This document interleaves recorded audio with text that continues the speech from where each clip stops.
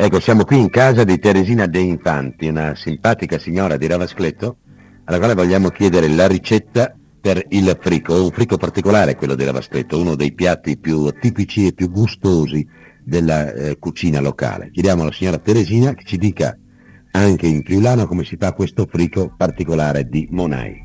Se me la spoglia, la cipolla per fare su fina fina, se fa drustive non benon.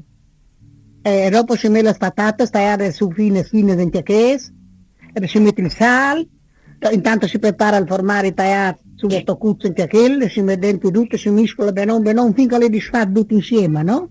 Quando le ben disfatta, si lo fa ben rotolato, la fa di plan plan, col fuoco bassut. E dopo viene il frico.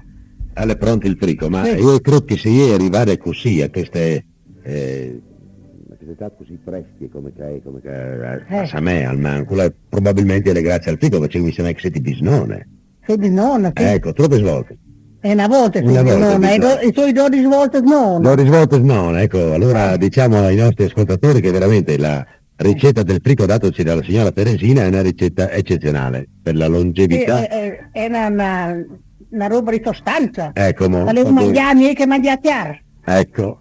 E la signora Teresina, fra le altre, conosce anche una preghiera particolare, è il Pater Noster in friulano. Ascoltiamo.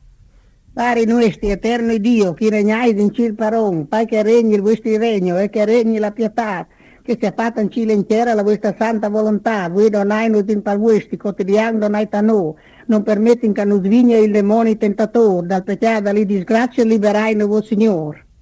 Ecco, abbiamo ascoltato anche il Pater Noster in friulano, credo che siano ben pochi, per non dire nessuno, che lo conosca.